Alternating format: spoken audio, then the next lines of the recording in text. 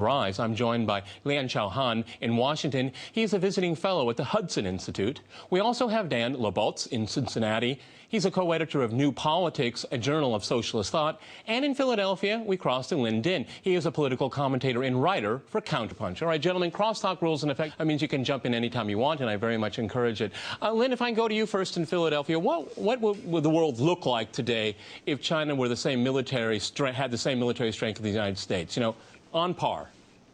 It won't be a Cold War. I think it will be a series of wars by proxies because both countries need quite a bit of energy, quite a bit of oil, natural gas to survive. And since we are past the point of cheap oil and cheap energy, these countries will have to jockey each other out of the way, and they will fight each other, frankly. It is already happening, and it will only intensify in the future. And this is not necessarily China's fault because it has to do this to survive. It needs to import half of its food, for example.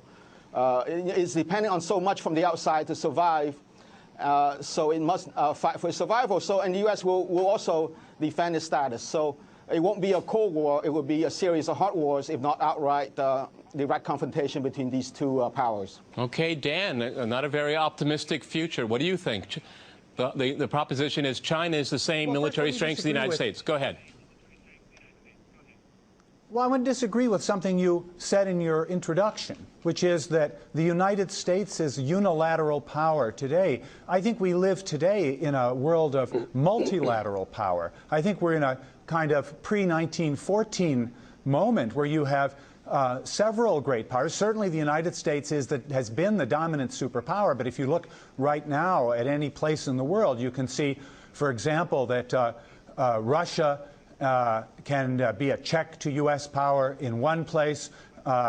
In other areas, well, you see challenges to the United States. Look, what about Iraq? That was very unilateralist. Well, I don't think so at all. I think that we're seeing that there are other powers in the region that are, I mean, look at the whole, you can't just look at Iraq alone. You have to look at the whole Middle East. Who's left in Iraq? Everybody left. Everybody left. From other great powers and from the people of the Middle East, which is most important, the great challenge coming from below in society. I'm sorry, I didn't hear what you were All right, well, what do we say with China? What would the world be like if China were on par militarily with the United States? This topic of the program.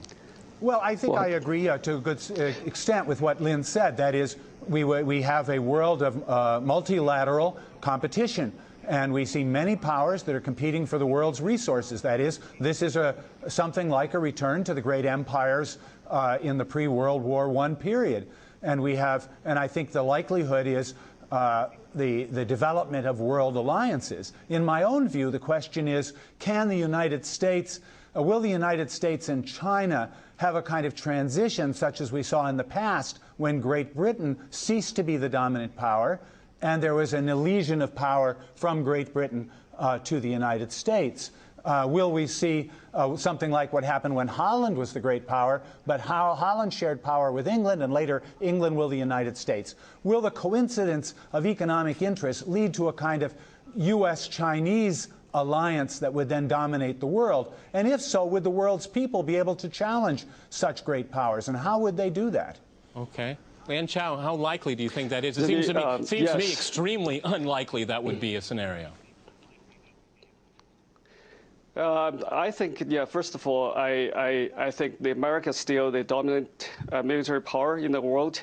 Even China, I think, becomes superpower. I agree that the clash between the rising new power and the existing power will be intensified. History has told us that, this always happened. More likely it's going to happen again. And the most recent example is the U.S. and Soviet Union in Cold War, and the world ended up in a more dangerous position. So I think China and also Chinese dream is the party state imperial dream, and the party state only cares about their own interests. They're maintaining expanding power. They don't put the well-being of the world first, put their own interest first. So that will cause lots of clashes. And also, I think if you look at what happened in the past, what China did and what China is doing now domestically and internationally, you can see they will do more harm than good in the future. And they're still bullying the people, bullying the neighbors, and in the maritime disputes, and they still occupy Tibet, and things like that. I think China, the clash will destabilize the world, will cause lots of turmoil in the future. Okay, Lynn, it sounds like we just heard a reflection of the. Let's go to Lynn first. You know, the United States is preeminent, and it doesn't want to give up power. It sounds like what China wants. First off, every country looks out for its own interests. This is not to excuse China's aggression, or, you know, I mean, every country must look out for its own self-interest. So let's look at Africa. United States have troops in 35 countries over there, but China is Africa's biggest trading partner. So it has a lot invested over there. In the last decade, 1 million Chinese have moved to Africa. Some of them are living there illegally. So there's a lot of money, and Chinese money in Africa. So sooner or later, we have to protect its investment, its money, and its people living there. The United States action in Libya, for example, was to push China out of the way. Exactly. The U.S. will use the pretext of the war against terrorism to protect its economic interests and to bump China out of the way. So at some point, China will have to respond militarily. So that's another flashpoint, that you might see Chinese troops in Africa, you know, to protect what it has in Africa. Okay, Dan, and those Chinese troops might be invited to Africa as well. Well, of course, when troops are invited, it's very often because of the growing economic power. And I agree with what's just been said. You see Chinese investment not only in Africa, but also in Latin America, which is really an area that has historically been part of the U.S. Sphere of interest.